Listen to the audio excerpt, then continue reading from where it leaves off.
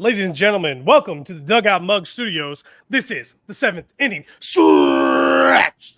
We are here, playoff edition, 7th inning stretch. Of course, that was the voice of Josh Edwards. That has been with me since the offseason, folks. Since January, we have put out a show basically every week. We missed maybe 2 across the way, so I'm excited that we finally, throughout all that talk, and as some people would say, BS, we made it to the playoffs, and we got here to talk some playoff ball. We'll get into some off-season things that have happened as well that I find very interesting. We all kind of find a little interesting here, so we'll get into that as well. And, of course, we're joined by a Variety Sports Network, kind of a little legend, I always say, little people that have kind of been in the game here for a while. Josh Lewis is back with us to talk some baseball here. Josh Lewis, how are we doing? I am good. I appreciate the legendary status. We got to get you to it. We get you. That's a higher status than Pete Rose. Little teaser. A little teaser to get a little. That's a little teaser. That is coming as well. We will definitely get into that. The Pete Rose situation with him passing away yesterday. A lot of talk, obviously, about the Hall of Fame coming up. That, but we'll kind of touch on a little bit of both with that and have some maybe a hot take here with that as well. So look forward to that part of the conversation as well. Gentlemen, I mean, a lot to get into since we did last Thursday. We got a couple of early Go Padres. I'm worried about. We're already here with it. You know what I mean? We are in playoff baseball. We've had 2 teams that have already made it now to the next round. We have the Royals that have beat the Orioles that looked like they were unstoppable the first half of the season. They move on. And remember, y'all heard it here first. The Royals were going to mess up somebody's team. And they messed it up good. And so we get that as well. I know Brady will get the playoff bracket up here in probably just a second, but we also have the Tigers. They take down the Astros. Literally the craziest stat today. I got to give the Astros this. First time they're not in the ALCS since 2016. Susie and those Astros fans, welcome to reality. Welcome to real life baseball. Your team still made the playoffs, so you still got that going for you as well. So we have those 2 teams go down. We have the Brewers right now.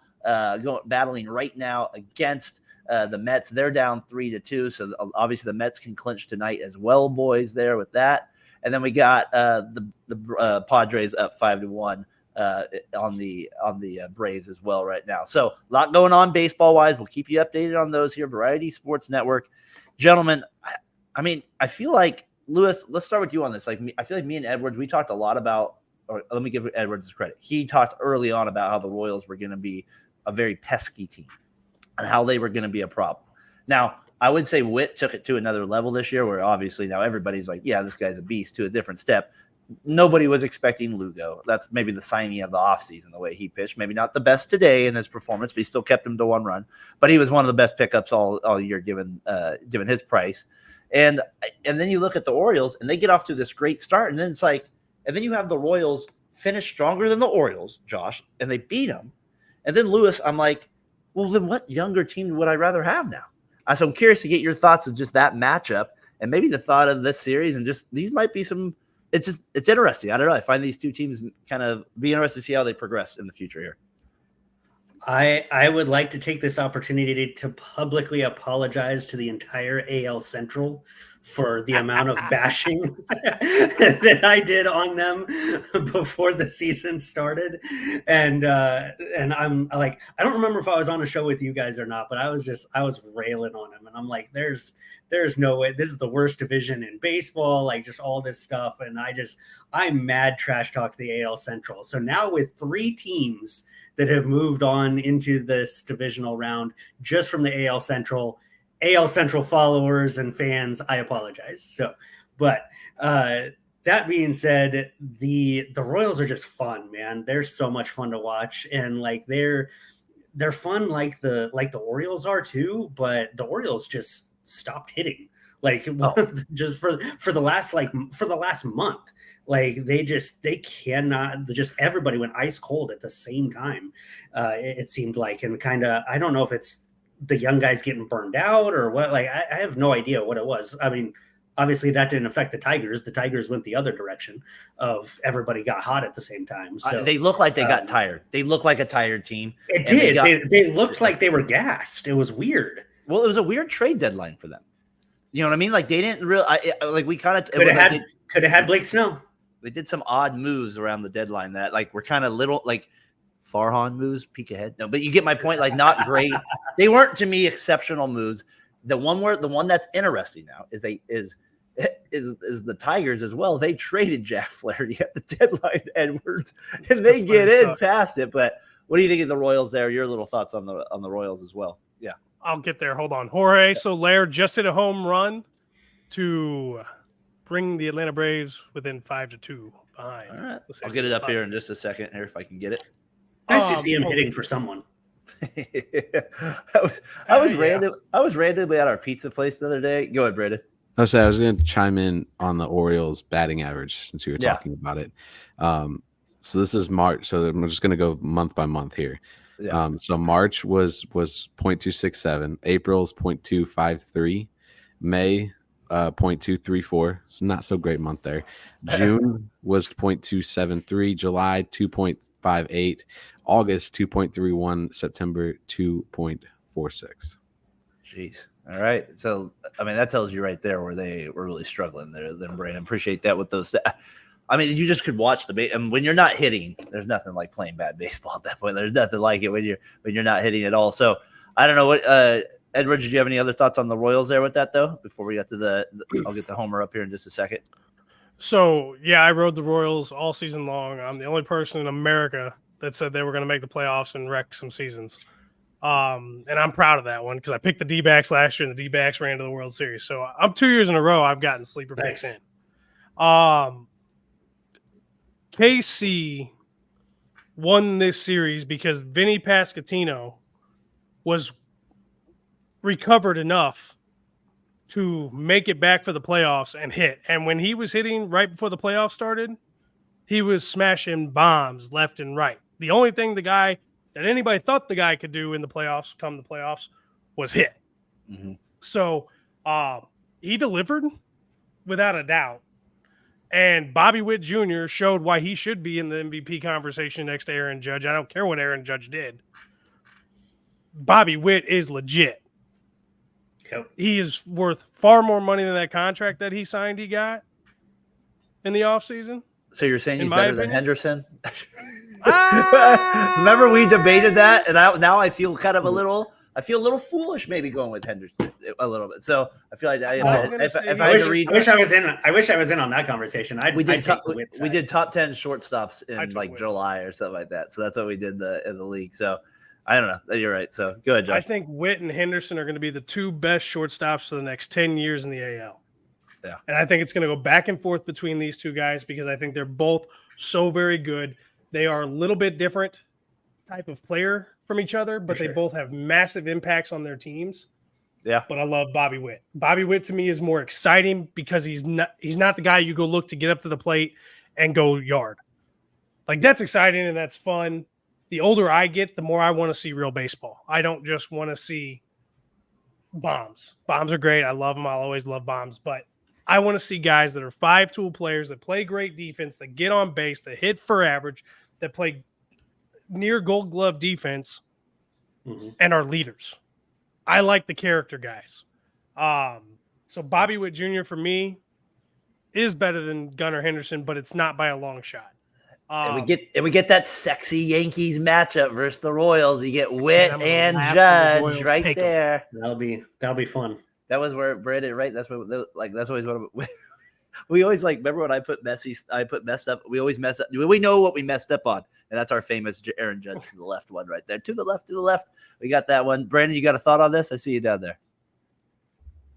No, not really. I just the Royals hit. The Orioles did not hit the baseball Lewis was really at all in the two games that they had against Kansas City. So I was looking at some of the stats here for Kansas City since Josh brought up Vinny Pasquantino. He had 7 at bats, he had 2 hits, 1 RBI, 2 walks, 2 strikeouts, and his average was 286 in the 2 games. But the other guy in here, his last name is Massey. Mm-hmm. So he had 375. He had 1 strikeout, so he had second base, 1 hit. So he had 3 hits, 8 at bats and then 1 run scored as well. He's played some outstanding defense as well. Yeah, slugging percentage is 500.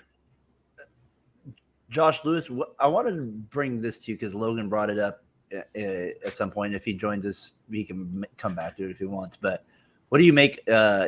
He says that he thinks Brandon Hyde's going to be fired, or he kind of was suggesting that the Orioles should do that because of maybe it was a letdown, right? The second half was a letdown. They did not play as well. And they weren't able to beat out the Yankees for the division. It is what it is. I would say they have lesser talent overall in that regard, but they had some guys go down. The Craig Kimbrell thing came back to bite them a little bit in some regards there. Mm-hmm. Do you believe that the Orioles should kind of overreact a little bit, in my opinion, and fire him, or what's kind of your hunch there? I don't know that that the Orioles are a big reaction type franchise, so I don't know that they will. I will also not say that Hyde is on the hot seat per se, but it's getting warmer. Yeah, I think it's getting there. I mean, things like, yes, they got hit by a lot of injuries. I totally get that. But honestly, every team has. I mean, look at what happened with the Dodgers. I mean, the Dodgers have just been absolutely destroyed this year with injuries. They have a cheat code. And the Braves. I mean, there's multiple teams that have struggled with a lot of injuries, and it's just, to me, not overcoming that is a coaching staff issue. Yes, there's depth, which leans more towards the front office, but fatigue and just all of a sudden like not hitting and stuff like that, to me, that's a coaching staff issue. And so I would lean towards his seat getting warmer. Like, I would not be the type of person to be like, okay, if I'm in charge of a franchise or whatever, I wouldn't be like, okay, like, yes, this is a coaching issue, but that doesn't mean I'm going to fire my coach and fire my manager or his coaching staff or anything like that. It is a kind of a check engine light of like, okay, whoa, like this is a issue that we need to keep an eye on. Yeah.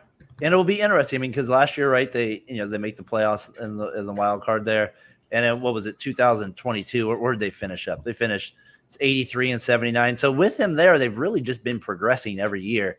And maybe that's why they say that, as like sometimes those guys that build it up, they have one little falter in the playoffs. He'll get probably one more chance. But Edwards, I wouldn't be surprised if he's possibly gone next year. I think they do give him another year. I think the players would be a little weirded out by that too. So here's my take on it, and I honestly, I agree with both of you. I don't think the Orioles are going to get rid of him, but I would totally understand if they did, because Skip Schumacher is out there and he's available. And with what is so special about Skip? I'm not. If you let me talk, I'm God. With what he did with the Marlins last season, a team of misfit toys, and he got them to be where they were at, and he had, the team was constructed well enough that with a good fundamental manager, you're excused. With a good fundamental manager, with a good mindset and a good coaching staff, he took that team of misfit toys and turned them into a team. Unfortunately, they got plagued by injuries, and the ownership just said, we're going to ship every piece we have out. And he got screwed. Skip Schumacher, to me, looks like he may be the next great manager in baseball, because he's one of the last players that is still old school enough to coach with his gut and his eye, but has come to understand and played enough with the beginning of analytics becoming a major part of baseball that he uses them properly as a tool. I think whoever picks up Skip Schumacher is going to have a weapon on their hands. And I would not blame the Orioles with the roster they have and the talent they have and the organizational depth that's going to be coming up in the coming years, because they've got to pick so high for not 8 of the last 10 years, whatever. Yeah. They still have youth coming that we haven't seen yet. True. If the Orioles think that the manager just doesn't have it, then why not go and look?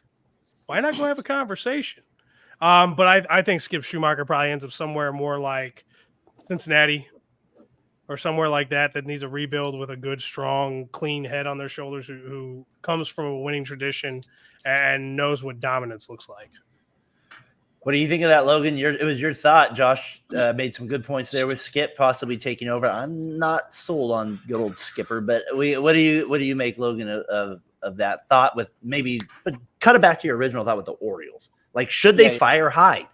Should they get rid of him? So this is my thing. I love Brandon Hyde. I do. I really do. But I don't necessarily think that he is the correct manager for the Orioles. And the only reason why I say that is just because what the Orioles are is a very young team. And what you need, and I don't think Brandon Hyde ever played, right? They don't, but my point is that they don't really have any true veteran leadership. Yeah. In the sense that, hey, Tony La Russa, even I mentioned Tony La Russa earlier whenever we were texting about this.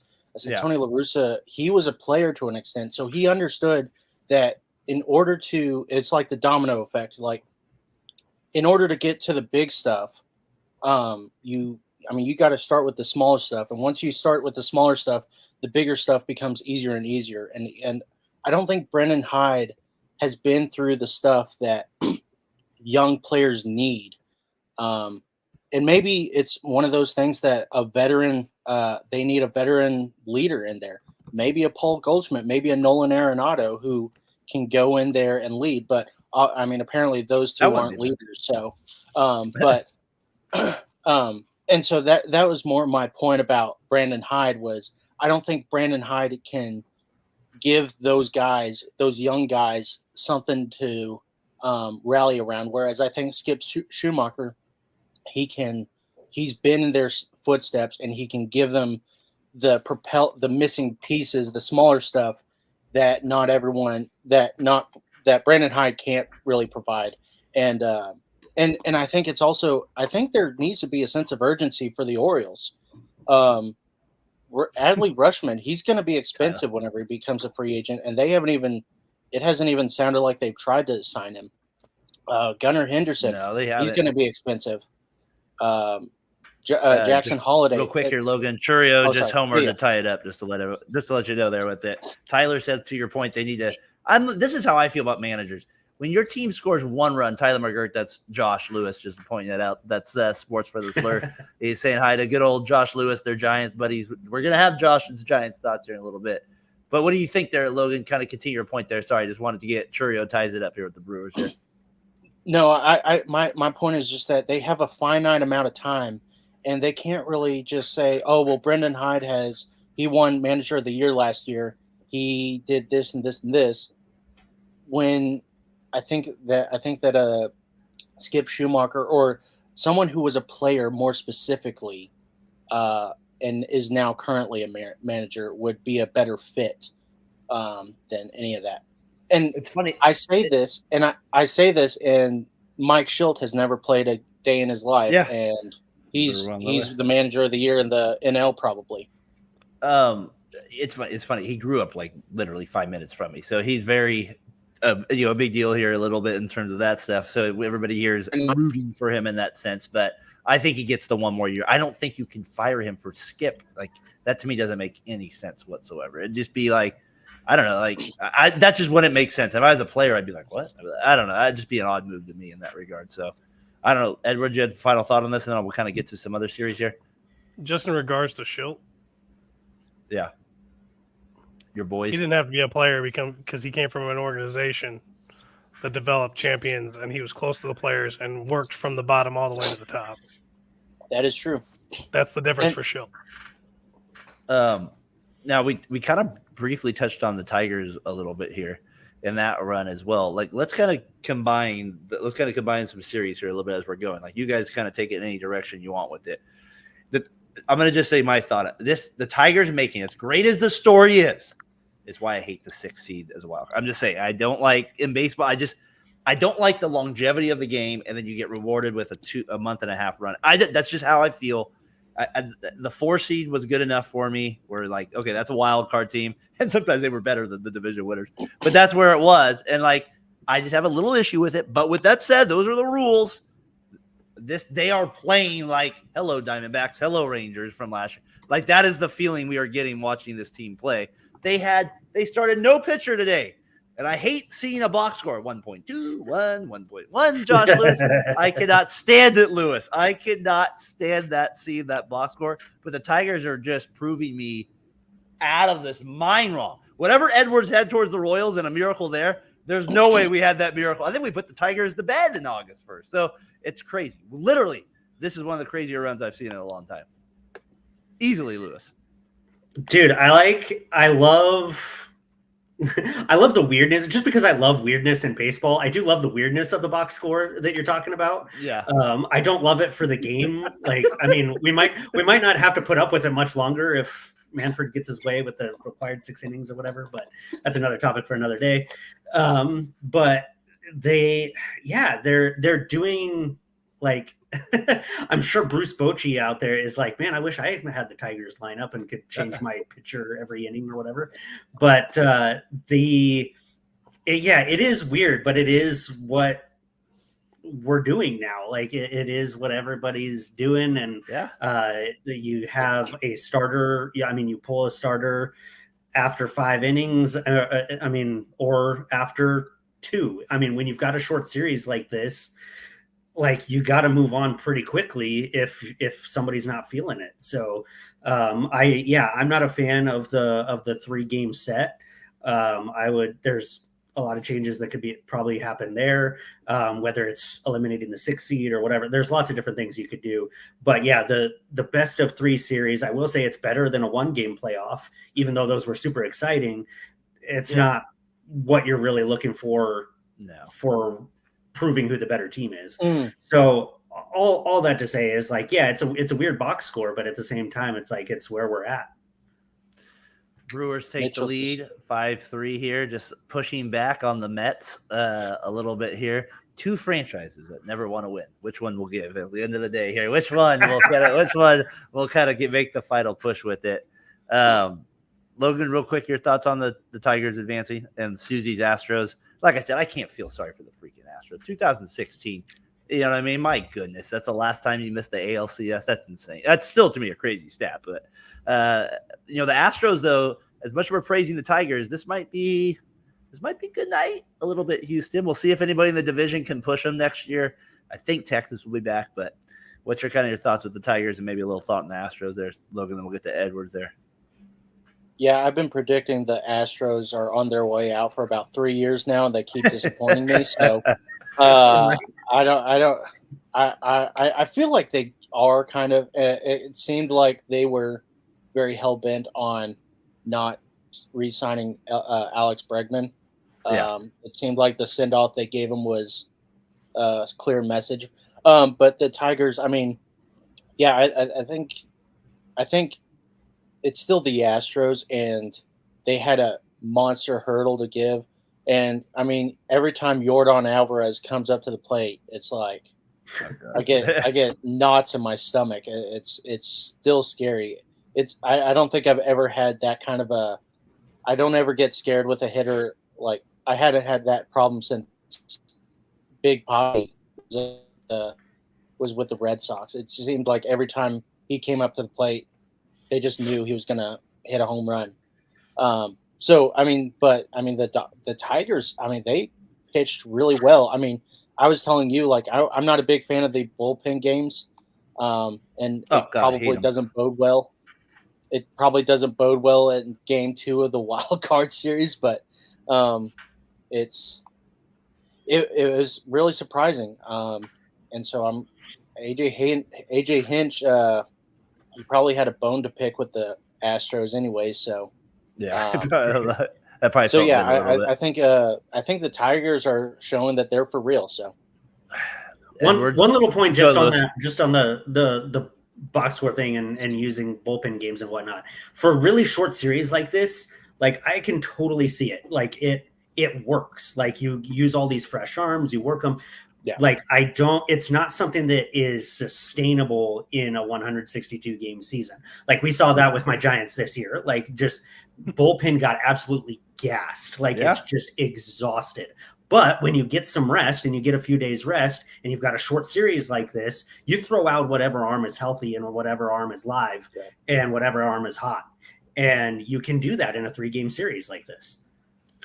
It's really interesting, Edwards, that the Astros that we've had Susie on a couple times this year, and you think they're finally dead? I mean, it obviously sounds like Bregman's gone.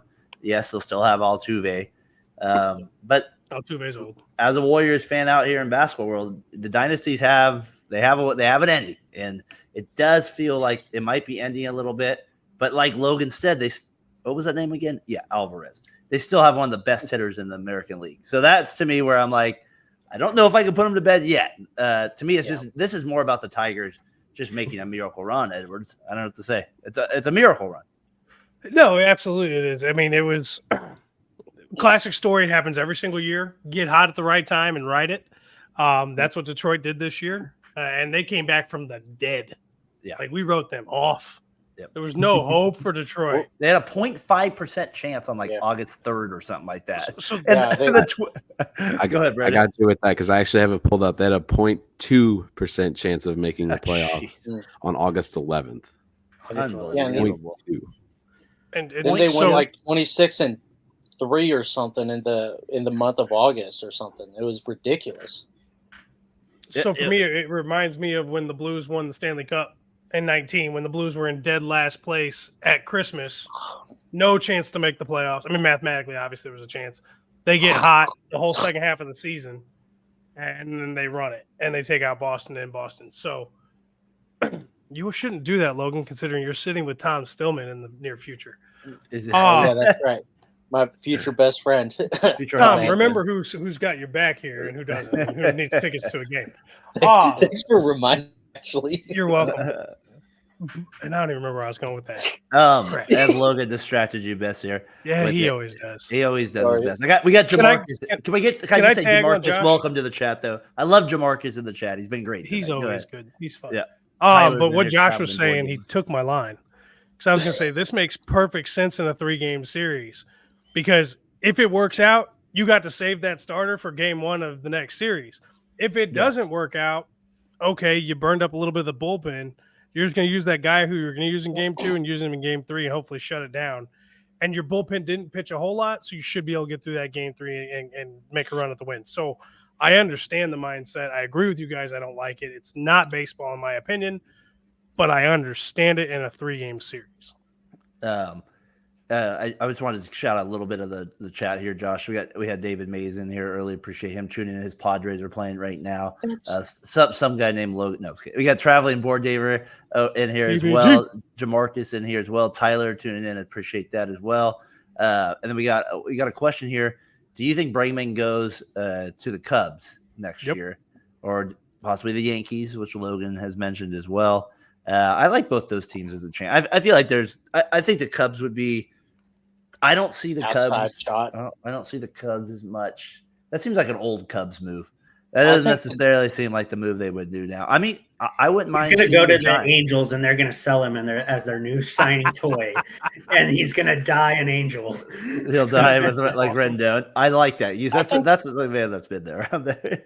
Seattle. He needs to go to Seattle. I think the Dodgers have a legit shot. Yeah. Definitely. The Dodgers have a shot at everybody, Logan. That is true. Every player on the entire I just mean that they might be. Go ahead. Thank you, Josh. What I was saying was that they do need a third baseman. And, I mean, I think oh, wait, never mind. They're getting Arenado in the offseason, so never mind. I was going to say, that's where Arenado's going. They need a third baseman anyways.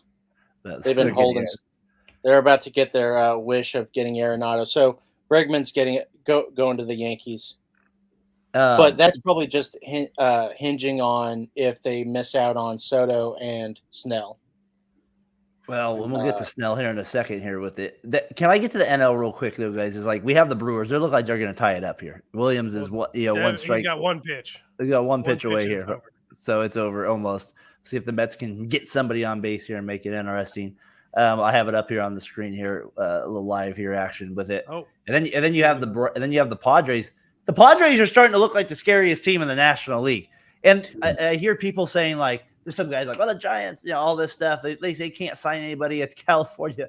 The guy had the perfect response. He's like, yeah, tell that to the Dodgers and the Padres. You know what I mean? Like, and they're just out spending. They're out like doing it as the Brewers finish it off. Right now, it is final. The Brewers will force a game 3. Thank goodness, baseball gods. We do have a game 3 tomorrow. We don't have to have 2-0 sweeps. Brandon, what do you got?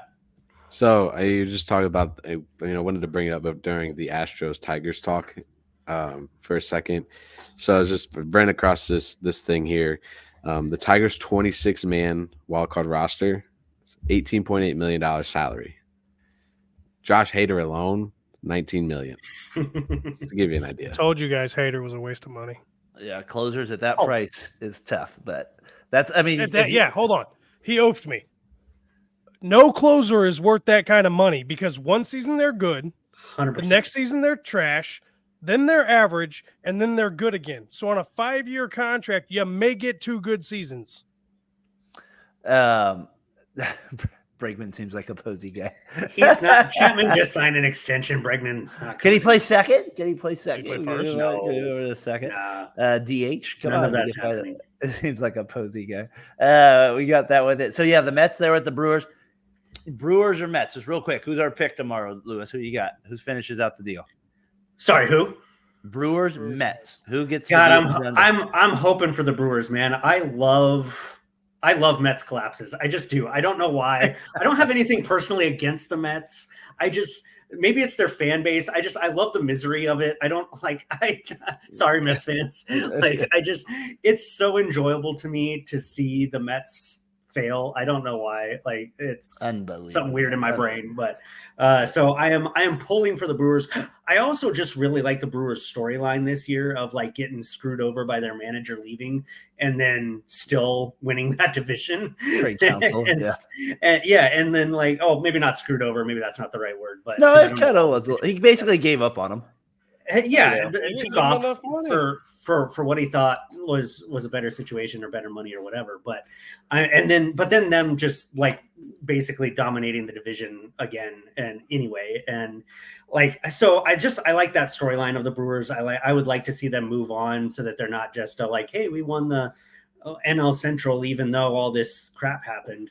But then we got bounced in the first round, so it really didn't mean anything. So I would like to see them move on. I think if they do move on, they'll get absolutely throttled by the Dodgers. But I think the Mets would actually give the Dodgers a better run for their money. But I love watching the Mets fail and give their fans a bunch of false hope, and then they just crash and burn. I mean, to me, the Brewers are set up in a way they play a different brand of baseball than any other team in this. Maybe the Royals a little bit with the wit factor, but they just outrun people. I mean, they literally just outrun the bases. When they have like Freeland, what was their play yesterday where somebody gets a hit the center, Churio, he ends up at second. Yeah. You get Terang at third on just a simple, and Freeland easily scores. You have like literally the three. They're almost like a college team in that sense that they have guys that run the bases to get the extra. This isn't 28 to 35-year-olds trying to make the extra base. You got some like real killers out there on the bases. And we just saw Trio, Logan, maybe hit the biggest home run for the Brewers, possibly in a long time. That was a massive hit to tie it up in the bottom of the 8th inning with 2 outs to give them the lead to right center. We need a whole another show about who the best Jackson is, because that kid is absolute fire. Oh, he's a beast. He's a beast. Yeah, Jackson Barrel too. Logan, who you got, Brewers or Mets? Finish it off tomorrow. My heart is telling me Brewers, but my brain is saying Mets are going to win it. I don't know. It's the Brewers' fault. The Brewers' history. as traveling board gamer said, like they're both red shirts in the playoffs, and so it's like, what was that old meme? It was like the stormtrooper shoots at a red shirt and misses, but this red shirt still dies. Yeah, I feel like that's the Brewers and Mets. So I want the Brewers to win. I want them to be good. I wish they would be good.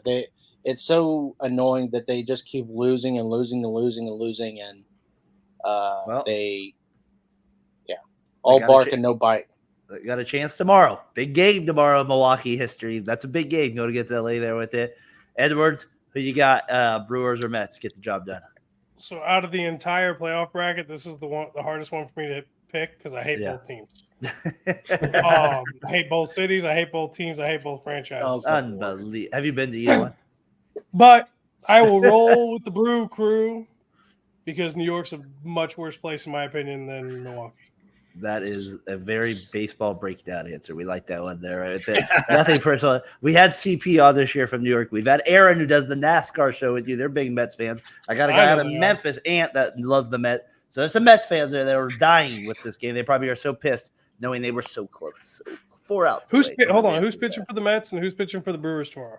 I haven't looked at the matchup yet here. I was going to get that out in just a second. Or maybe that would really sway my honest decision.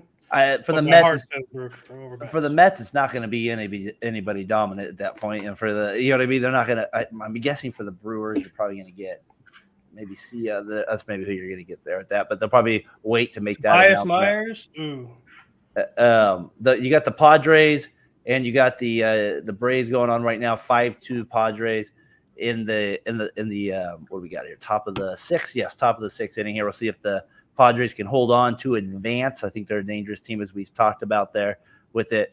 So you got Myers going for the Brewers, the Mets. They're undecided still at the time there with it. Hey, guys, as we kind of move from the playoffs here a little bit with it, from that first round, is there any final thoughts that kind of caught your attention here in the first round of the playoffs here, Josh Lewis? Anything that kind of you're looking forward to? I mean, for me, it's a looking ahead to a possible Dodgers-Phillies matchup. That's kind of where I'm excited to kind of look at. I do think the Royals-Yankees next matchup will be pretty kind of interesting as well. So there's some final kind of thoughts there. Are there any final thoughts, Lewis, on the playoffs here? I will say that this is the first year with all the experimenting that they've done with the playoffs over the last however many years, whether it's one game playoff or shortened season with the pandemic or what, like all the different things. And now this 6th seed and whatnot. Like, I will say this is the first year where I've been like, I'm kind of changing my position of like, usually I'm like, yeah, more baseball. I'm always for more baseball. And this is the first year where I'm like, all right, this first round, I'm kind of over it. Like, let's get to the good matchups. And we are getting good matchups. Like, I think the Guardians and Tigers even will be interesting. So I'm looking forward to these divisional round matchups. I think they'll be way more fascinating and way more entertaining and way more fun than these best of 3 series have been. So I'm looking forward to that. Just to keep the show moving here and we kind of get going through as we're at about 40 minutes in right now, I want to move to some of the offseason stuff a little bit. And let's go with Posey here to start because he's there, and then we'll get to the Cardinals here. I've been comparing both franchises forever on this show between these two teams, the Giants and the Cardinals.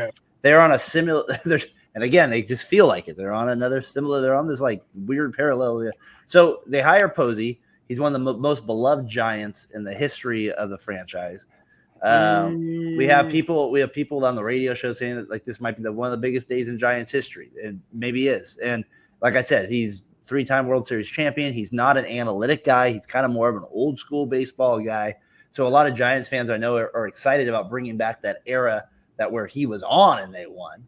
And I think he had a comment where he said, we're in the business of making memories. Farhan was in the favorite quote he said. Farhan was in the memory, was trying to create so many memory forgetting. Well, I'm saying he brought up 1,000 players. Like as a fan base, you can't like all these guys that like you bring up all of them and you never trust the rookies. We can go on about that, but Posey taking over, Josh Lewis, your excitement for it. I'm assuming your thoughts on it. What do you think he does? He go back to Brian Sabian baseball? Are we old school here? Is this now baseball taking a turn out of analytics, out of Logan Stone's heart and soul? Are we finally getting back to real baseball a little bit here? What do we got, Josh Lewis? What do you make there? All right, so first of all, I am super excited, and Josh Edwards is just bitter because Posey's better than Yanni. So that's absolute bullshit. And I do not cuss on the air. I was wondering why he was a better hitter. He wasn't nearly as good defensively. I just said it to Riley. They had to change the entire game of baseball because Posey was a little girl. Lewis, do not get us off a 20-minute tangent. You stay here. I'm you sorry. stay I wanted to start this fight. Let's go. Oh, I'm so sorry. I haven't talked to Josh I still for a like while, you so and I had to rile appreciate him up. your. But I still like you and appreciate your ingenious when it comes to baseball. As a front office guy, this is one of the most brilliant hires of probably Major League Baseball over the last few years. Like this, I am so excited about this. To your point of like, is it moving away from analytics? I would say no, only because yes, Buster Posey is a more old school kind of player, but all his analytics were in his head. Like there is something to be said about the giftedness that some athletes have, especially catchers, whether that's Posey, whether that's Yachty, whether that's Pudge, whether like whoever it is, that there's a reason why so many managers are former catchers. Like they have that analytical style built in. And so it's already a perfect marriage of analytics and old school baseball, which is one of the biggest reasons why I love this move. Let's be honest. It's a huge optics move too. Like, let's not BS or beat around the bush about like the Giants needed something to give to their fans in this regard of there were so many just angry Giants fans this year that like the entire year and moving even on into last year. This is not only is he now part of the board and part of the ownership group, but now he has his fingers and his on the pulse of the actual team construction. And I think he is the type of leader that's like, I mean, they talk about him in the clubhouse all the time of like, yeah, he doesn't talk a lot. And I saw a lot of people talking on Twitter about how he is the most Bull Durham answer guy ever. Which is true, but at the same time, like, or not Bull Durham, I'm quoting the wrong movie. But no, it is Bull Durham. Sorry, my brain went elsewhere. But the whole idea of like that he just non-answers questions. But the point is that's when he's asked questions by media. Like they talk about in the clubhouse all the time when he was a player, like, yeah, he's not going to be your rah leader and like hype you up or like be in your face or be like fired up or anything like that. But when he speaks, everybody shuts the hell up and listens. Like he has that kind of gravitas to him. And so I think he's approaching this in a really great way. He said in his press conference, like he basically said like, I'm going to go get a GM who specializes more in scouting and development and analytics because I've got the rest covered. Basically, he didn't say it like that, but that is something that I more look for in a president of baseball operations. I don't need a Farhan guy who is great at who is more specialized, I'll put it that way, more specialized in running the 40-man roster. Like that's somebody you can hire for that. Like you seems like a great number 2 guy. Like he'd find your Mike 100%. or something. I think Farhan will land on his feet with another franchise and he'll be great. Yeah. I don't really have a whole lot against Farhan the person. I just don't think he was the right fit for the Giants. I think he should have been fired years ago. But I think he'll land on his feet. I think he's a good analytics guy. I think he's a good maintaining of the roster type guy. But anyway, on the Buster Posey thing, I'm super excited. And to your point, he gets it. He understands, like his quote showed that we are in the memory making business. Like that, you cannot teach that to somebody who looks at an Excel spreadsheet. Like that is something that is ingrained in Posey and in the Giants' history.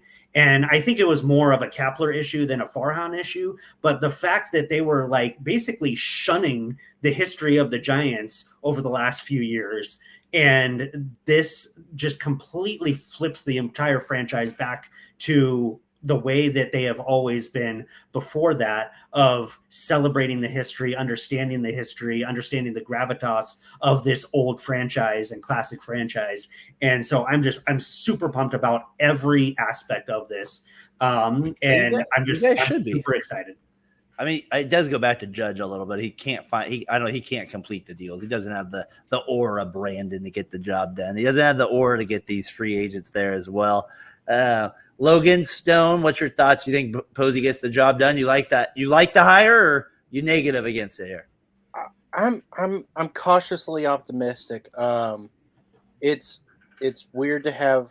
I mean, I kind of said this the other day. I saw a video that Mark Cuban was talking about how great players don't necessarily make good general managers. Yeah, like Michael only Jordan, because their minds. Yeah, the Michael Jordan.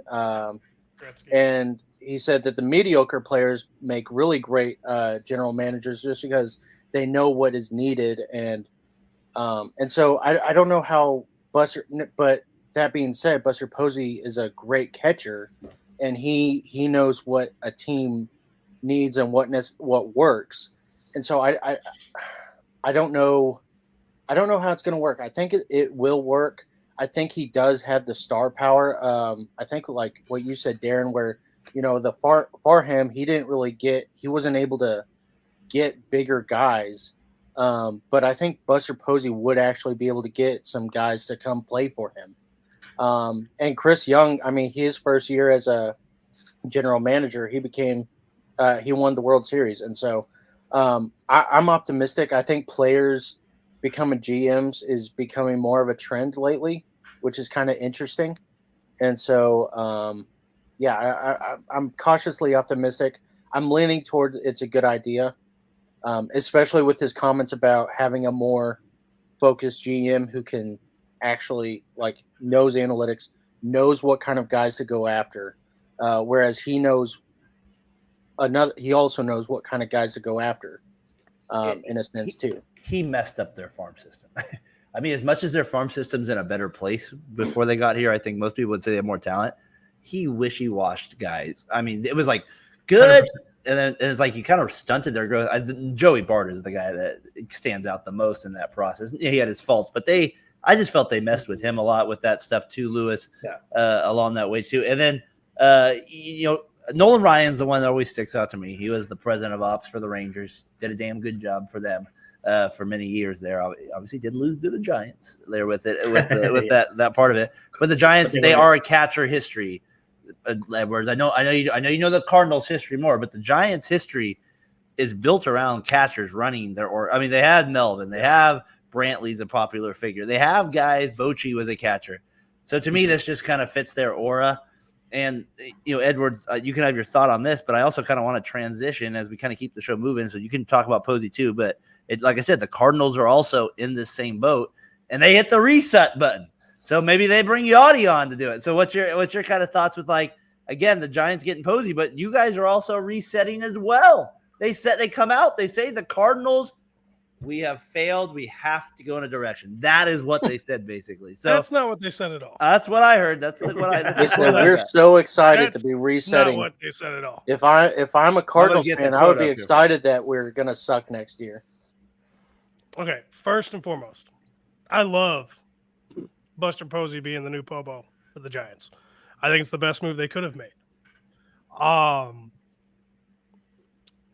As much as I give Posey crap, and I will continue to for the entirety of my career doing this, he was a really good catcher. He's smart. Hell of an offensive player. He has the charisma. He has the leadership. He knows how to rally the boys. I think it's going to take a couple years. I think he's going to have his follies. But I wouldn't be surprised if the Giants sneak into the playoffs next year, especially if we having 6 seeds. He's going to bring a spark, and he's going to bring some passion back to that clubhouse. I think his mindset, and I don't want to repeat everything, mindset on going to the GM for development, I think that's genius. I think it's the right thing to do. I think this is great for the Giants across the board. Logan's, cautiously optimistic. Josh is through the ceiling for it. I'm probably in between you two, to be honest. Because I don't want to see the Giants be great, but I don't want to see them be bad. I like beating them when they're a good team. I don't like beating them when they're a bad team. So I think Posey can restore a lot of what the Giants organization has been because, again, he knows greatness. He's been around it. He's seen it. And catchers make the best coaches anyways because when they play, they're coaches on the field. They are the generals. I don't care what anybody says. The players on the field are listening to the catcher. And if he's not the smartest guy on the field, you're not going to win. That's part of the reason why the Giants were so good. Because Posey was one of the smartest players on their team. And he's going to be one of the smartest people in the organization. I do agree with Mark Cuban, though, that great players don't always make the best GMs. I think that's a very good point. It's something that Logan beat me to it. But I think Posey may be an exception to that statement. What do you think of your Cardinals here? You start us off. I got the quote at the bottom, Josh. Maybe it wasn't as harsh as what you said, but when the guy says, yes, this is a reset. Yes, this is going to be where we're not focusing on necessarily building the best possible roster we can.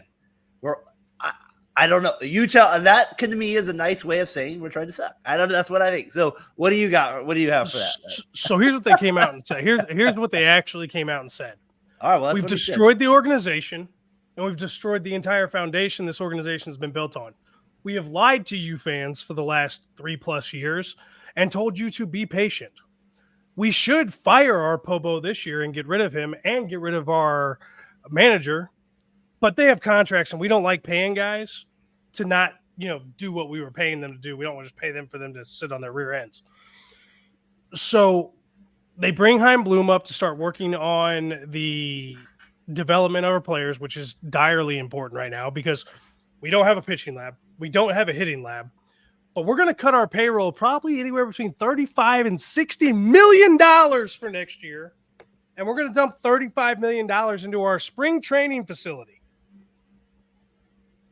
This Cardinals organization, all they did was say, yeah, we're behind the times, but we're not going to do anything to be competitive in the next 3 to 5 years.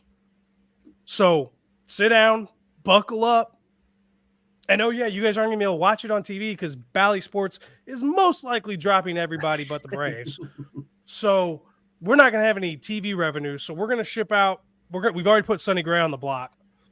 Contreras came out and was honest and said what was true and what the fans feel. So we're going to trade him off, and we're going to dump that salary. We're not bringing Goldschmidt back. We've already told him, unless he's going to come back on a way, way, way cheaper deal. We're already going to be in talks with Arenado about Arenado. We know you said you want to be here, but we also know you want a championship. Do you want us to trade you? Do you want us to look for a new home for you? That's going to happen. He's already said that. He said that halfway through the year. That's why he sucks this year. Yeah, but he also said at the end of the season he doesn't want to leave. He wants to help rebuild the organization. He wants to be in St. Louis and finish his career here.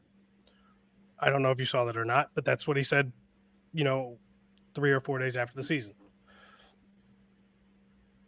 I didn't know. Never mind. So I had to regain my train of thought there, sir. My apologies. I thought you were waiting for a response. I was like, I didn't know. See, we've lost our rhythm because you don't come on enough. What do you make though, Edwards, of before I move on to Logan on this, what do you think of you said the fans are this, the fans have been pissed about that. I mean, basically they've been crapping for a decade, and they didn't make the playoffs. Was it last year? Was it 71 and 91 last year? Something like that. Yeah, and then you kind of have a pretty mediocre year.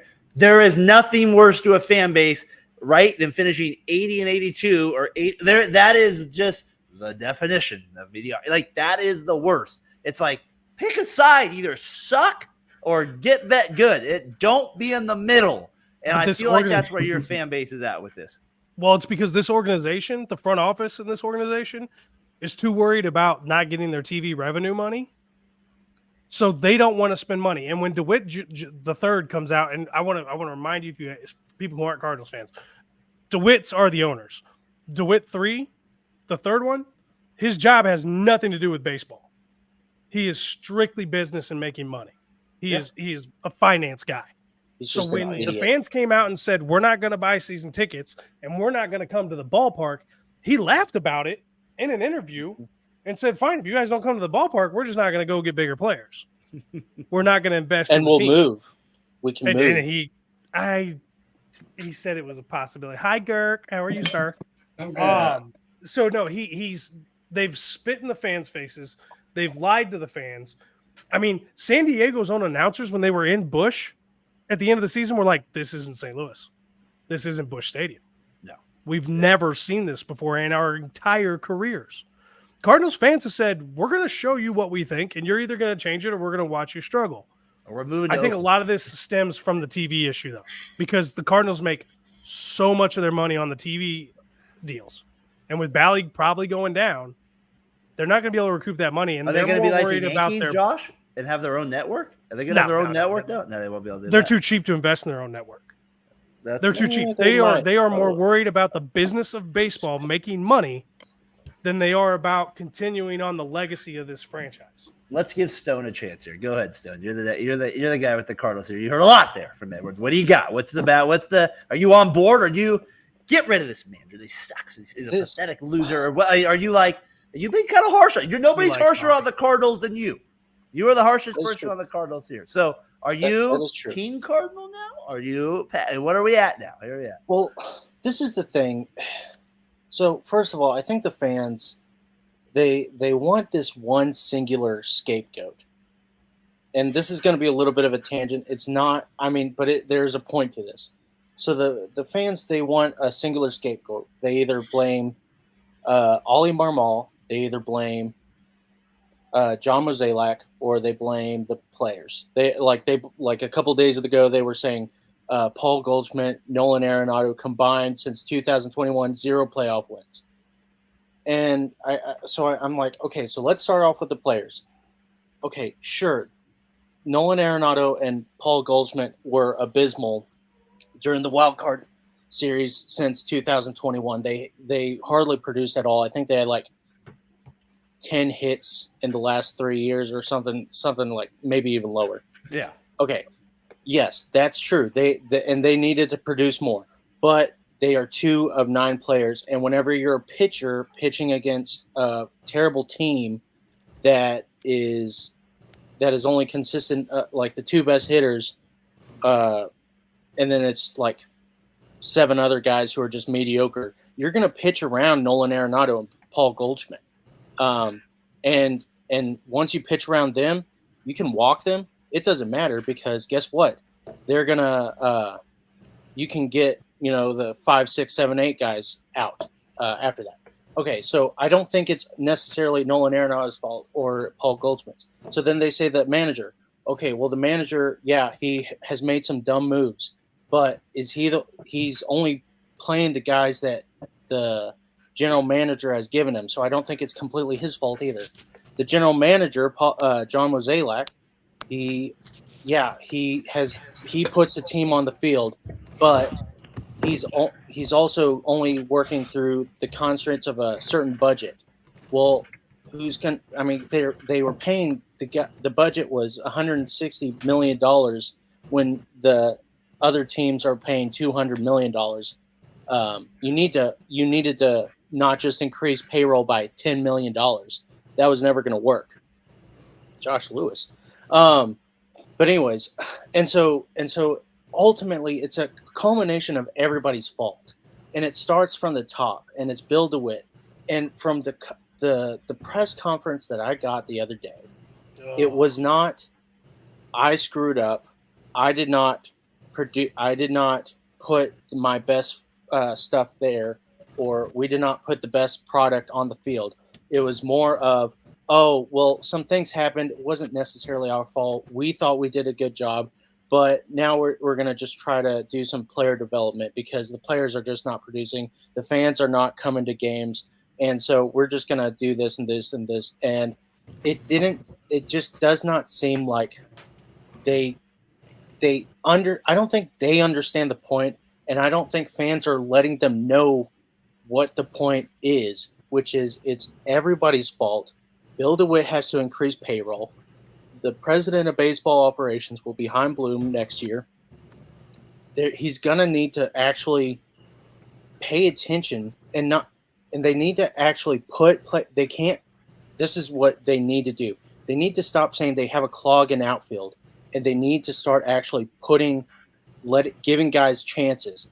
No more of this. Okay, we're gonna bring Michael McGreevy up for 5 minutes, and then he's gonna be in relief once every 5 days, pitch 2 innings with 20 pitches in 5 days, and then whenever he has a hiccup, we're gonna just we're gonna say, oh well, he's not ready yet, and all this other stuff.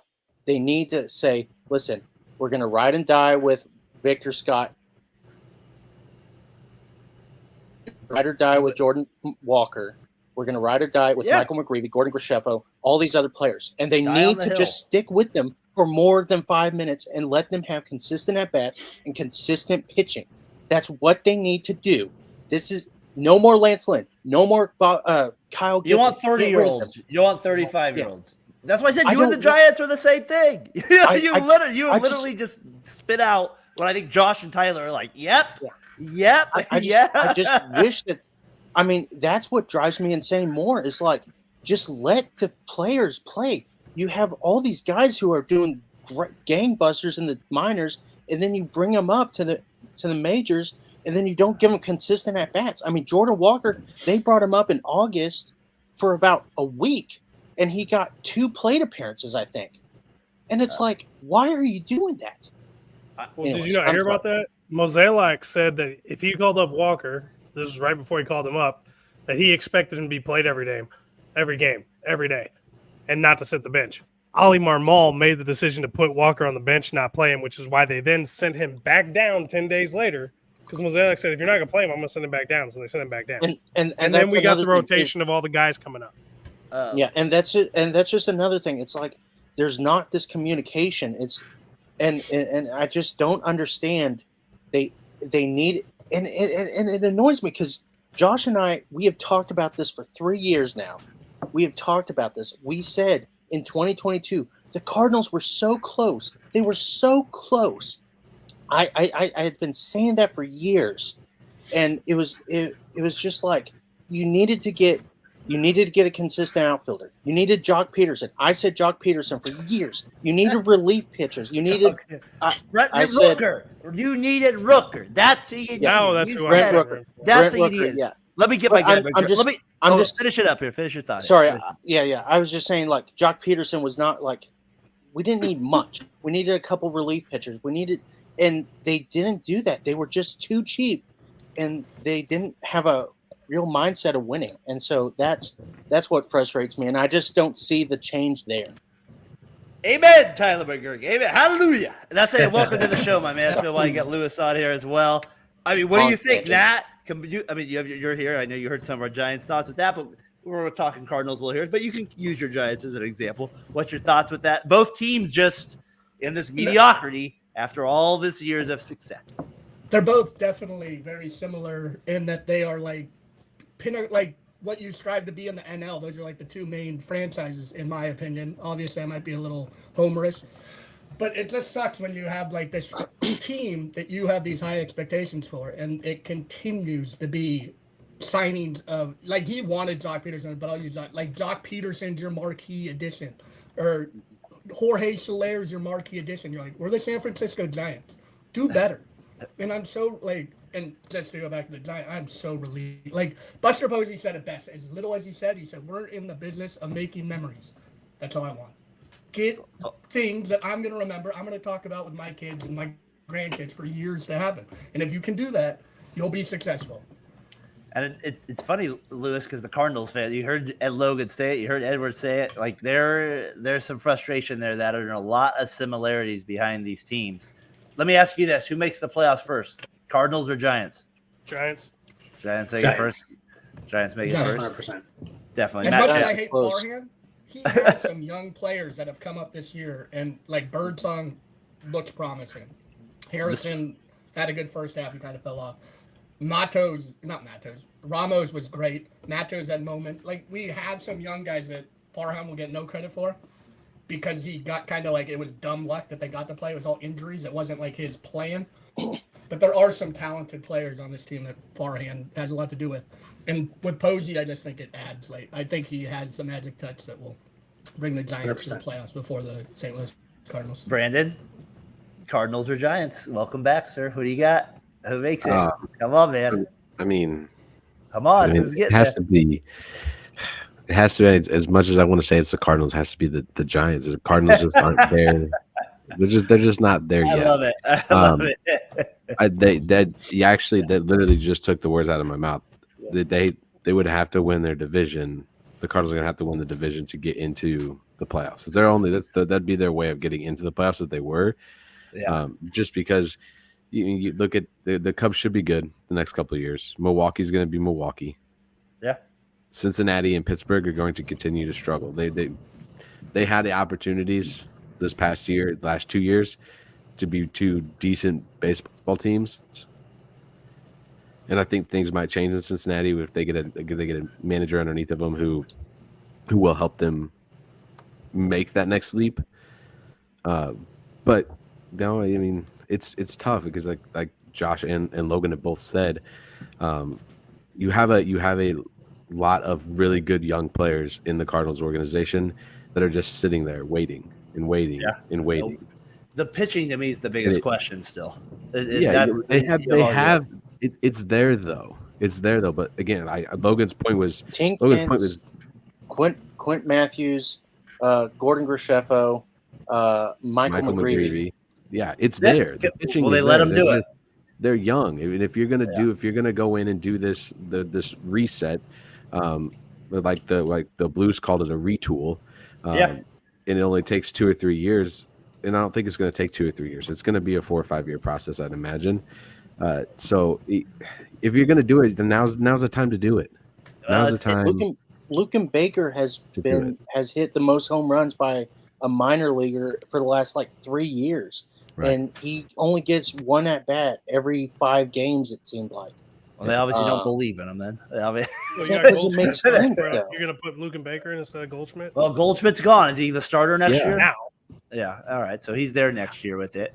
I think it's Burley. Burley?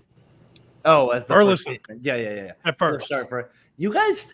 Like I said, both teams are kind of in this weird spot. Both famous franchises that are both there. I've heard, obviously hearing Josh be in the pod with Logan for a while. I get the Cardinals basis here. Obviously, we're doing a pod with Tyler every week, and then listening to the Giants talk coming into work. It amazes me how you guys are just on the same pathway with things as well. Can we get into Lewis? Come back. I wanted to get into Pistol Pete here just right now. Can we get into Pistol Pete here? Can we get into him a little bit here with it now? Can we get to that part of the show here? He passes away, 83 years old. Everybody's saying, well, everybody screwed him over for 40 years and stuff like this. I tend to Hall of Famer. I tend to push back a little bit. I tend to push back on that. But with that said, McGurk, you got a thought on Pete Rose passing away? Do you think he does end up in the Hall of Fame in our lifetime because, or what do you think? How do you think that works out? Yeah, and it's sad when anyone dies, especially someone who was as great at a sport as much as he did wrong while managing. He deserves a spot in the Hall of Fame. It's a story of the game of baseball. And will he get in our? Yeah, I think he gets in almost within 5 years. He got a lifetime ban. His lifetime's over. He died. He's now no longer banned.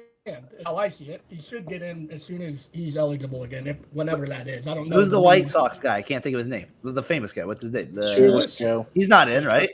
He died a long time ago. He needs to be in. He's died quite a long time ago. He hasn't gone. And that would be my concern, McGurk, is he's not going to get. I think they're. It's a little different. Pete Rose is one of the top 15 hitters ever. Where Shoeless Joe is a great player. He played in 1908. I don't know. 1919. Yeah, I hear. Pete Rose was also a lot more vocal and was very big on creating his own image outside of MLB. So Shoeless Joe went quietly into that night. What do you make of it, Edwards? Do you think he should get in, or do you think what do you make? Here's where this is where I'm at. He should be on the ballot this year, in my opinion. He's dead. He served his lifetime suspension. He's one of the greatest ball players of all time. He bet on his team to win. He did not bet on his team to lose. But let me push back on that. What about the games he didn't bet on his team? Is that him betting on them to lose? 5-4 San Diego. I don't know. He didn't bet on his team. Sorry, Michael Harris just hit a home run. A 2-run home run. Come on, San Diego. 5-4 there. Go ahead, Edwards. But no, he should be on the ballot this year, in my opinion. And if he is not in the Hall of Fame before the A's get to Vegas, that's not happening. somebody deserves to get. I think the A's are not going to me. Let's stay in Sacramento.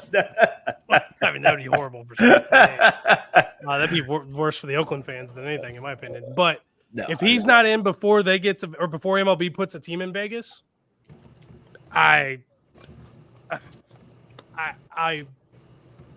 know how it's justifiable. I know Lewis lost his internet here, so I know I really wanted to bring it. Hopefully he'll come back here. If not, Lewis, always appreciate you, of course, with it. His point was he says he shouldn't. He said he thinks he's one of the, and he meant this with respect. I could tell, but he also said he's one of the more overrated kind of hitter players of all time because of, and I kind of, and what I agree with in some areas, and we saw this with Ricky Henderson as well, is they basically hang on for 5 years. Like, I mean, they are like kind of hanging on, making their way with it. My pushback to Lewis would be, well, they're still there hanging on, and some teams paying them to suit up in the major leagues, regardless if it's to get stats or not. He still has to get those stats. You know what I mean? It doesn't happen. So that was his point, and I kind of was curious to kind of see where he was going to go with it on that more. But, I mean, is there a little pushback, Britta? You put the figure up. You got a thought on that? So just my opinion here, and just my thoughts and thinking about this. If they, and I know it's a lifetime ban, right? So, and then we obviously with them passing yesterday, but what this is going to cause if you put him in the Hall of Fame, it's going to cause a domino effect of other guys who aren't in the Hall of Fame who should be there. Bonds, McGuire, Sosa, Shoeless Joe. It's going to cause it, and don't say well because it'll cause a domino effect. It's a different situation though. It's not though. He still did something at the same time that was illegal in the game. Hold on, you're talking about two completely different charges. Steroids was illegal. You know what I mean. Like they're two things. They're two similar things. They both frowned upon in the game of baseball. I just don't think he's ever getting it. I don't know if there's a chance. I mean, you got thought. Anybody got a final thought? Yeah, I just don't think does Pete Rose not getting in the Hall of Fame make the Hall of Fame more like talked about and more important because he's not in, and that's something that's brought up for some weird reason? Like, do you think they look at it that way? Or like, I don't like. It's just crazy to me that he's not in the Hall of Fame. That's what MLB writer said, was that Pete Rose loves that he's not in the Hall of Fame because he gets to talk about how he complains about it. I think that's bitter writers who suck at doing their job anyway. Well, I heard Dan Patrick say it, and he said that Dan Patrick said that he was a friend of Pete Rose. And yeah, you guys saw that interview I sent you guys about a month ago. I saw the documentary they just put out on HBO not too long ago as well. I mean, all those documentaries always end up the same for me with him. Lewis, you're back. Give me your thoughts. You had some not harsh, but you kind of got it. You were like kind of saying, clarify your point, please. On you thought he Darren was saying like, I said you thought Darren was saying that you had like a horrible. He was like, "Oh, this is what Josh said." Yeah, that was basically his. So it was actually really fun. So I was on Twitter for hours yesterday because I made one comment on one thing about Pete Rose, and I was just going back and forth with so many people. It was great. It was great discussion. It was awesome. But like I'm in the camp of Pete Rose is overrated. I am I've been saying that for years. It's always been my position is I think he's incredibly overrated. I think he's a stat compiler and not one of my top players ever. I know other people will say otherwise and people love him and that's fine. He can be their favorite player. I'm not saying he wasn't a good player. I'm not saying he wasn't even a great player, but he is definitely not he probably wouldn't even make my top 50. Or if I was building two teams to play against each other of all time, he wouldn't make either team. Like to me, he's more of a compiler. He never stole bases. He never hit home runs. He played hard. That was entertaining. He was a good player and he was fun to watch. But I mean, you put his somebody on Twitter said something about putting his numbers up against Ty Cobb. And I'm like, that is not even a comparison because Ty Cobb stole bases. He could hit home runs if he wanted to. And he was like, Pete Rose never won Gold Gloves as much as we give him credit for being such a all over the field type of player. And he made all-star teams at at different like 17 positions of them. and whatnot. Like, yes, okay, cool. He can play a lot of different positions, but he never won any Gold Gloves at any of those positions. I shouldn't say any. He won 2, but in 24 years, 2, like really, like that's not an elite fielder. He's just good at a lot of different positions. So to me, he compares. This is gonna piss a lot of people off. To me, he compares more to like Sean Figgins. Like he's really good at a lot of. He's good at a lot of different positions, and he is a. I still believe he belongs in the Hall of Fame. 100%. I think he should be in the Hall of Fame. He is a Hall of Fame caliber player. I just don't think he's one of the like 50 best that everybody kind of talks about. Joey Figgins was underrated pain in the ass though as an A's fan. I will say that, but I don't Pete Rose. McGurk, what do you got? I just want to ask Josh a couple of guys. I mean, I can see where you're coming from, but there's certain like is Ichiro overrated to you? Because he kind of hung on compiled stats at the end of his career. Is Tony Gwynn a little overrated to you? He did hit for a higher average, but he slugged less.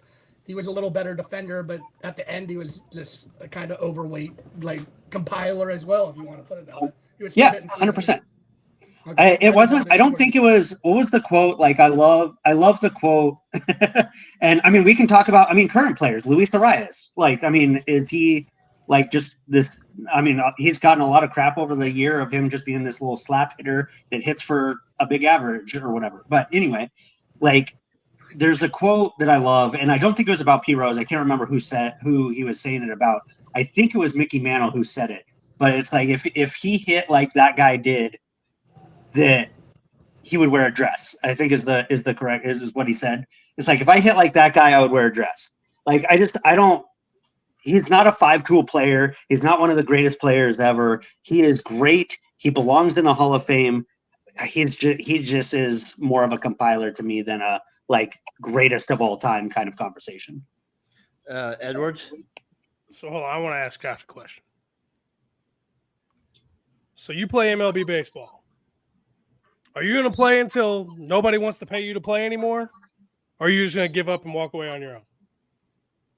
No, 100%. I give him credit for if somebody's going to pay you to play baseball, 100% keep playing baseball. And I will not argue how much Pete Rose he's not a compiler. He wasn't out there begging for a roster spot.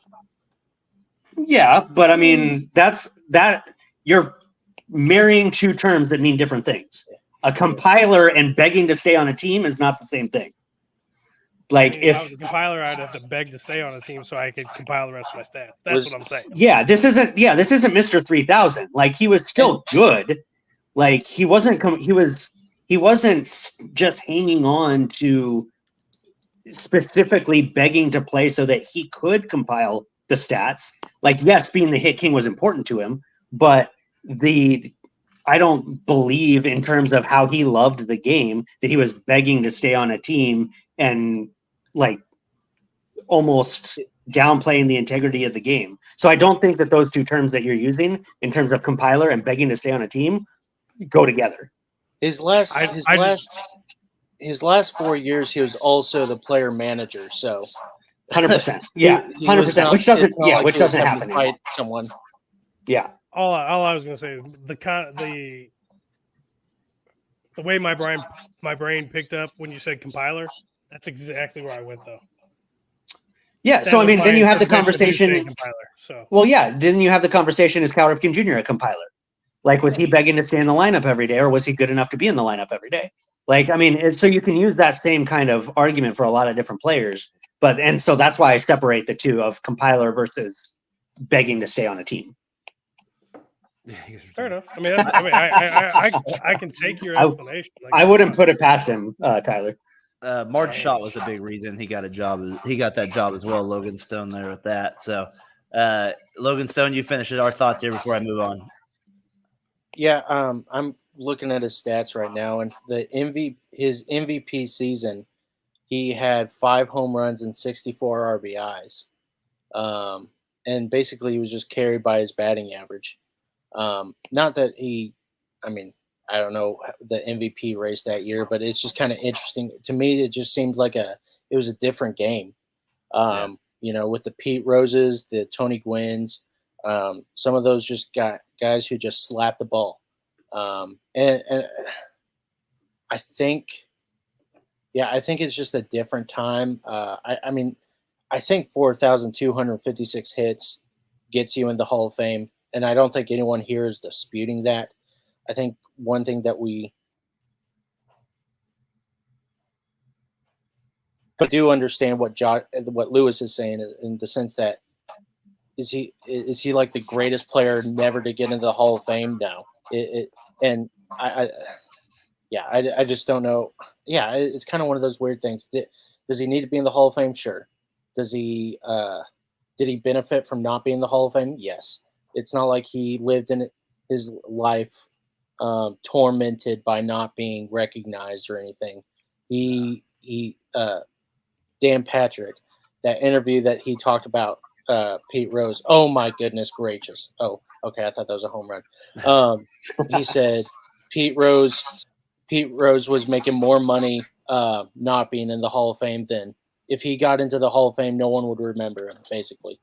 And so, do you think Pete Rose could have more job opportunities if he never got like not blackballed? Blackballed's the wrong word because he did something to get what he got. Could he have been like a guy on Fox? He did a little later in his career, but could he have done that for a longer time and made money doing that instead of doing these ball signings? Like, I don't know if that's fair to say that he would have made more money from signing 1 billion autographs and devaluing everything he ever did. It sounded like he was addicted to gambling. To me, yeah. I don't know if he ever could. I don't know if he ever could have got out of that. Like, I think that's how his one of my favorite stories where I'm like, oh, this guy just. I mean, this takes degenerate to a whole nother level.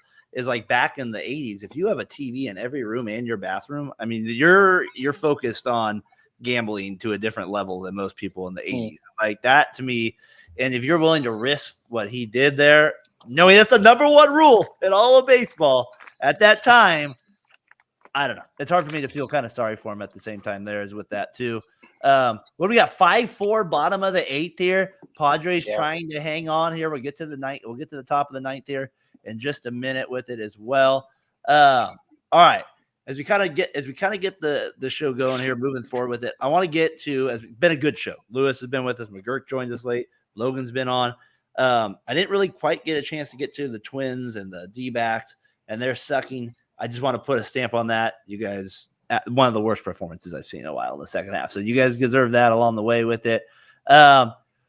What can I get to my MLB trivia here? Let's get to the test here. Let's see if these boys can get the job done here as we get to MLB trivia here with it. We missed it out on last week here, so I'm back. I think you guys can get this done.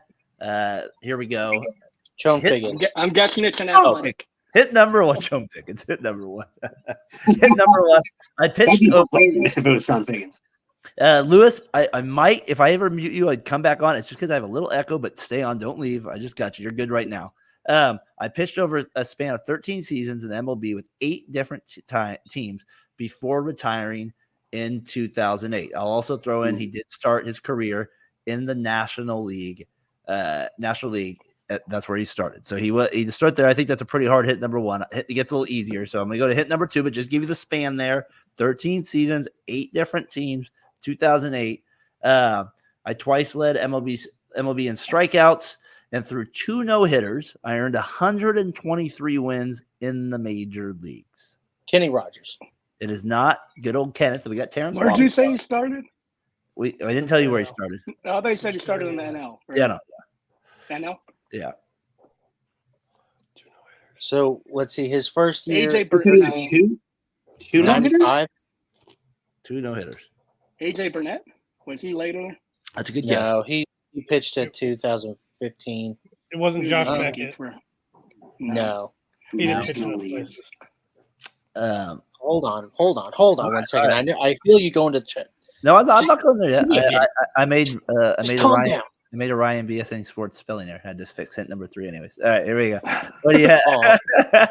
Hold on. He led the MLB in strikeouts twice and threw 2 no-hitters. Not Kevin Brown. That's a good guess. That is not Kevin Brown. Yeah. So Played for 8 teams though? Okay. Played for 8 That's teams. that's where I'm getting tripped. 123 wins. Again, the 2 no-hitters is a pretty big hit. How do you play for that many teams when you play for a while? You play for a while in the league. You play for a while. Hint number 3, do we want it, gentlemen? Or Logan, you can throw it a guess at least. Let me guess here. No. Danny Reyes. Danny Reyes. Oh, no, it's not. What was his brother, Alan? They were always terrible in video games. I think- All right. The guy that came to mind was Edwin Jackson, but he played for more teams than that, didn't he? Yeah. He did. He played for 100. He played for like all 32, I think, at that point there. All right. All right. Hit number 3. Yeah. Sorry, Logan, you're cutting it out. That's why I couldn't read you on that one. Hit number 3. I was named NL Rookie of the Year honors that year. And I was the future MVP to Chipper Jones. So basically, he was the Rookie of the Year in '95, finishing above Chipper Jones, who finished second in MVP voting that year. So he was the MVP in 1995, I believe, was the year he finished. Kurt Schilling. It is not Kurt Schilling. It is not Kurt Schilling. Not Randy Johnson. No, I mean, I think way more wins. I think McGurk's gonna kill himself on this one. I'll give you one clue. Is that the last hint? Oh wait, I have one more guess. Yeah, I know. I have Tyler's gonna one more guess, and I can't remember how many teams he played for or how many no hitters he had. I can only remember one. But Hideo Nomo. it is good old Hideo Nomo. Hideo Nomo is the answer. On the screen. He is the guy. He all the way to 2008. Yep, he pitched a while there. He was with the Where did he Tigers. throw his no-hitter? Boston, I think, was the second one. He threw one. I was going to say, where was the second one? Because I only know the Rockies one because he's the only one to ever throw one there. He threw one against the Red Sox. He threw one with the Red Sox against the Orioles. That was I the remember one. that. So here's if we get him up on the big board here, if I can get him on there at the air just a second. All right, I'm getting stuck. Right there. Yeah, he has it there. So here's a little bit of his no hitter in Colorado. Never been done. From the stretch. Oh, Ellis Burks. Good night. He took from the stretch to a whole nother level. Yes, he did. I remember Barry Bonds, literally, when he was pitching, walked up in the batter's box. I've never seen Barry Bonds do anything crazy like this to hit Hideo Nomo's splitter.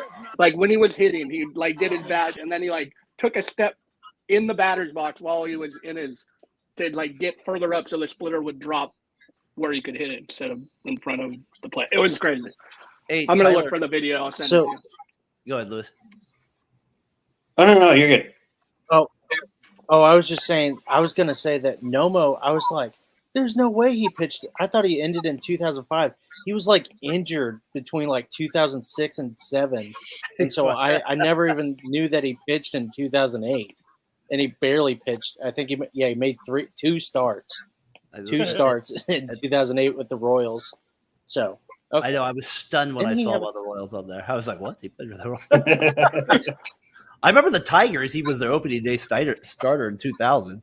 It was that's what I remember there. He played because I was at the game where they played the A's back then. He's been around. I remember me and Tyler had a rule with him. And who was the guy that the Yankees had for a while? Chang Meng Wang or Chang Meng Wang. Me and Tyler. I'm gonna go with that one. That's the first one. Me and Tyler had a rule that we could not use these guys in video games because they took too long to actually pitch and the game would go too long. We could not use these two guys. We're we can't go that far. We have limited time.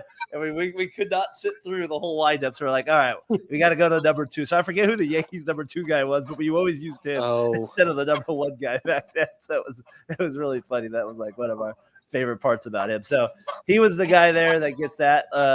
Hideo Nomo, not a name we hear very often. Dodgers, I think that was 4 straight years, right? They had Rookie of the Year or something like that. No, it was long. Yeah. It was more than that even, I think. Was it more? Yeah, they had a big streak there with it. So I want to put a form of protest. I don't want that going against my batting average or my trivia average because you have a good bat. You have a good You have a good record right now. Too. I mean, in my defense, if you had said 2005, I probably still wouldn't have gotten it. But still, I don't want that counted against me, so I want the protest.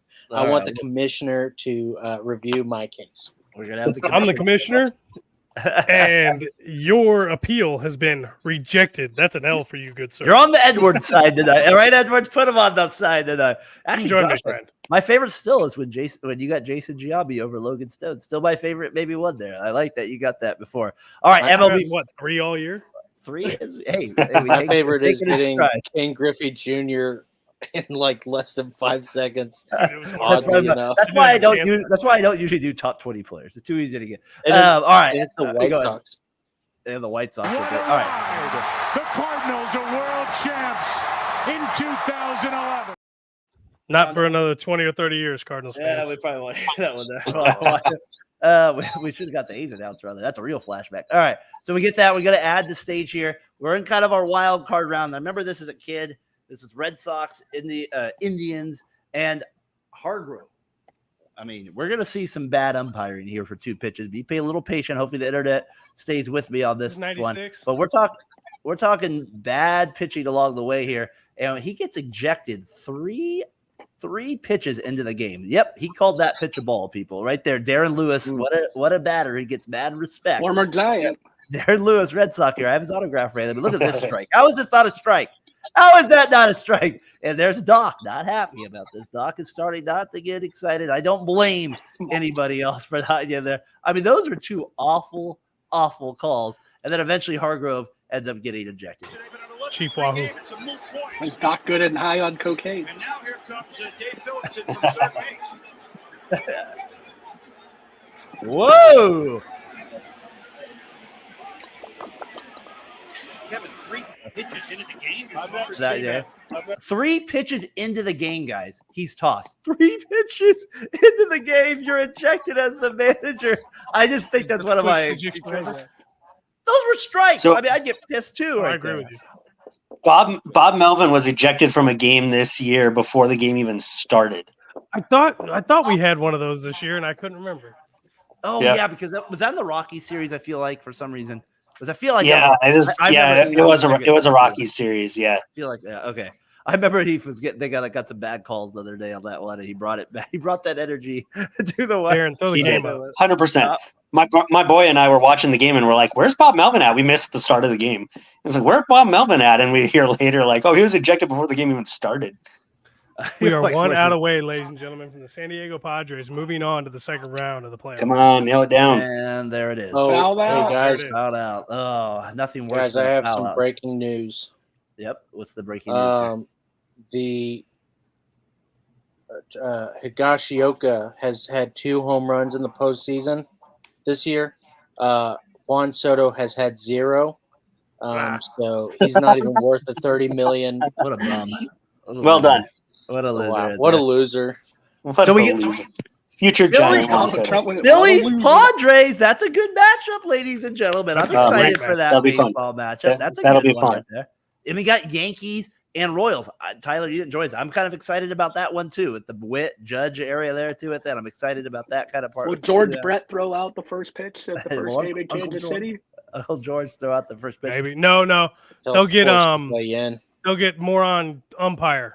But wasn't the Pine Tar game he's against dead. Never the mind. Yankees? Yeah, it was the Pine Tar game versus the Yankees. Yes, it was. And then Brandon unnecessarily had to put that stupid Salvador Perez double against the A's there the other day in tweet. I was not happy, Brandon, with that decision there. Where's the Bumgarners? We don't need any. Yeah, we'll get the Royals highlights up on it. I always remember Vogel's song from that series. Anyways, Ryan Vogel's song. Yes, a Giants legend.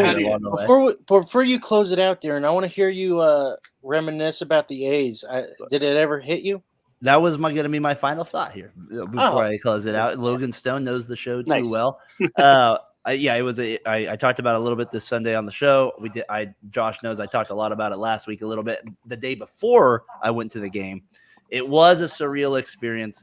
It was for somebody that's been there 300 times more, for Raiders, A's, etc. It is weird knowing you are going to lose your team from an area that you just feel passionate about. So eventually I might come to grips with I'll root for the A's, but it just will never be the same. It's like the Raiders. Like I like the Raiders, but it's not the same core because you hear the game on TV and you just know that's not the crowd. Like that's not what you're used to in those regards. And it's my favorite team. It's a team I grew up loving. I'm 40 years old, so that's the team I end up loving. And the stadium itself was unreal that day. It was one of the best environments I've been in. It was sad. And there definitely was a little tear down there, 7th inning stretch, because you're thinking about family. You kind of start to go weird thoughts with that stuff. But it's more just the memories that you had there, getting to go there with my boys, my brother there. So I don't know. To me, it's just Tyler, I still can't think of that stupid Dodgers owner. I can't think of his name. Remember I was telling about how he sucked or whatever. Like, this is what it feels like for the MLB right now. Maybe Lewis can help us out. What was the Dodgers owner that they had to have the MLB forced to sell from? Do you remember his name? It was Frank McCourt. I'm just saying that Go ahead, Lewis or Edwards. No, I just thought it was funny how he was like, "Oh yeah, that's Frank McCourt." That's Frank. Like, I just feel like it's gonna baseball owners, they had to get rid of this guy because he was bad for business. That's kind of what eventually happened with him. I'm curious if the owners will ever sense up if this Vegas thing goes anyway, because right now they still don't have the funding. I'm just curious to what world do they hang on, because it's kind of bad for business if it's 2028 and you still don't have shovels in the ground. So we'll just see where that goes and what that ends up with there. I'm not saying they're ending it back up in Oakland, but it's just we'll see what happens. It's sad. It was a sad time. I'm grateful for the memories I had, but I wish they were still here. So that's the bottom line with it. We'll see how next year. There's gonna be some weird offseason stuff with it. What do you got, Logan? Oh, I was just going to say, unfortunately, no one's going to push John Fisher out because he's not the only owner who's. No, they don't want to go against each other. made That's why they money. all voted. That's why they all approved it, right? Well, yeah. I mean, like the Pirates, they don't spend money. I mean, so many of these teams, the Marlins, they realize that they make more money if they just suck. Get that check. And so, and let big team. I mean, they had like the Marlins. I mean, they had a whole bunch of fans at the stadium whenever the Dodgers came to town, and I'm thinking, oh, that's how they make all that money. Yeah, they're just there, and so unfortunately, that's kind of a bad thing that's happening in MLB where owners are now just being crap, putting crap products out on the field, and yeah, they're selling early. The A's are doing that, so. Well, that's the thing that's bullcrap is when people go to me, well, the A's got 10,000 people at the game. That's why they didn't move. It's like, shut the hell up. Know your role. That is not what happened. Go to it. Turn on it. The Pirates have The Pirates have the best stadium in all of Major League Baseball. Their team has sucked since they have built that stadium outside of 1 year, and they get nobody showing up to those games. Don't tell me a stadium brings it on. That's voted one of the most beautiful stadiums ever. I'm just saying, at what point do the owners have to man up, be productive for it? We don't want to see the Marlins situation. We don't want to see tank jobs by March or whatever it was, May 1st. And that's the thing I get disgusted with. It's not just his age. It's like, where is your balls, owners? Like, this guy sucked. Get somebody else in that was going to do the job better. I mean, and then they always want to complain about how, like, oh, attendance is down on everybody and like nobody's watching baseball. It's like, you're the reason. No one's putting out a good product except for the Dodgers, the Padres, and a certain amount of teams. And then you get mad because no one's coming to see your product. And it's like, you're the issue. And MLB is about to get a rude awakening if they don't clean it up. When you take somebody out of a fan base, it does have reactions, right, Lewis? I mean, it's 57. I'm not saying like the A's are some special franchise, but they do have a lot of history. I know people say, well, they moved in Philadelphia. It's like, I don't give a crap when they moved in 1955. They were in Kansas City for 13 years. They were here for 58 years. That's a long time to be at one place, a big community. Oakland's not a small area. And I don't even live near. I live 2 hours away from Oakland. I'm a fan. Like, it carries a big, broader point. And so I'm just saying they ripped it out. We'll see what happens in Sacramento. See what happens in Vegas. But it's really kind of a crap show right now with this organization. Somebody asked the question, what organ? They said the White Sox are number one. It's the A's by a mile. I mean, you could say they have better players. They have this, but they have no foundation from the top. None. And the White Sox might be pushing them for number two, but it's the A's by a ton. And then it's who's ever number two. That's just how it works. And it's frustrating. I had it as A's, Sox, Marlins, Cardinals, and then Josh threw in the Cardinals number 4. The Rockies and Angels definitely are higher than the Cardinals, buddy. Sorry on that one. I know you want to put them a lower, but the Cardinals, the Rockies, and the Angels are there, and the Angels might be even closer to that. So the A's are just a sad situation because 5 years ago they were awesome. They had Marcus Semien, they had Matt Olson, they had Matt Chapman, they had all these great guys, and they were real contenders. And then they sold them off. But the fans should show up after you trade your best players. It's like, what? It's like, that doesn't, it's like, how many times is a fan are you going to be like, oh, yeah, reboot, no, reboot, nope, reboot. It's like kind of what Lewis said. We're in the memory making business. Yeah, I have memories for 4 years, and then Jack cussed. And it's like, then we get 4 years, and it's like, it's like it doesn't make sense. So it's a terrible situation for it. With it, but I don't know. That's just my thoughts with it overall. So it was a good experience going to the game, Oakland, all that stuff with the kids. So that was fun. I know it's been long tonight on the show. Lewis, I know you have a couple things you want to plug as well. Appreciate your time here, sir. It's good to see you. It's been a while. Hopefully, maybe we can get you on one more time here in the postseason. Well, what you got going on, sir? For sure. No, I would. I love the off season as much as the in season. So I will definitely jump on in whatever you guys are doing in terms of moves We'll or be doing signings or all that. Hopefully we have future giant Juan Soto news that we can talk about. But well, I don't think it's going to happen. But I can dream. Let me dream, Logan. Let me dream. But no, we new podcast starting in March. I'm actually doing it with my kiddos. It'll be kind of a family show kind of deal about just basically baseball for beginners. So we'll have kind of cool things in terms of learning the lingo and learning about different historical players and all that sort of thing. So we're kind of leveraging my son's journey here a little bit for that podcast as he's learning the game and learning like all the things that dad knows and all that sort of fun stuff. And so it'll be a family show that'll be starting in March around spring training. And so we'll be kicking that off. I'll have my girls will be in on that occasionally as well, but mostly me and my son are going to be doing that. Cool. Again, geared towards family. And so that'll be cool. So you guys can upkeep with that. Both my handles are on the screen there. So all my baseball stuff is at Twitter at Baseball Thinking. And then the other one, which is kind of off topic here, but I know I've talked to some people that are Star Wars fans, but I have a book coming. And it'll be hopefully out December of 2025. Hopefully just in time for Christmas. And so if that's something that people are interested in, they can follow me on Instagram at Star Wars Life Quotes. And that is something that, again, family-based. We're a Star Wars family, not just a baseball family, but we talk about Star Wars all the time in this house. And a lot of Star Wars quotes get thrown around daily. And we actually leverage it in our parenting and everything. So this book is kind of a creation of that to where we're basically just taking all the different Star Wars quotes that we use. And so that Instagram channel is all those different quotes that we use in our house and what they mean and why and how we leverage them and how we use them and how we use Star Wars to build relationship and talk with our kids. And teach our kids stuff. And it's been a lot of fun my son is almost 13 now. So over the 13 years that we've done this, we're finally like, all right, like we should probably put this out there because there are a lot of Star Wars fans out there and there's a lot of parents that need help. So that's how we kind of leverage Star Wars to make parenting fun. So very cool. I will be waiting for my signed copy. 100%. I'm waiting on my scorecard. 100%. My son. You didn't say. Do I have your? Oh, did you send me your email? Because I tried to send you one. Oh, you did? Okay. We'll talk about that later. We'll talk about it later. You gave him I've been waiting. Email. Edward What's your social security? Spot for it right here, man.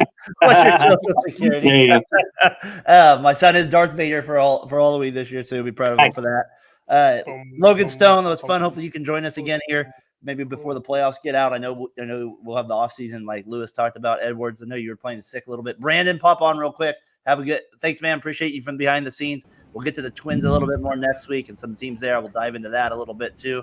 But appreciate, man, all your help with it and your the facts along the way with it. So good show as always. Appreciate it, Brandon. Yeah, no problem. No problem. Just do what I can. Yep, no worries. And we appreciate it very much. Helps the show. So for Josh Lewis, for Logan Stone, for Brandon, and for Josh Edwards, I'm Daren Breyer, 7th Inning Stretch. Thanks, Tyler McGurk, for joining as well. We'll see you guys next week. Peace.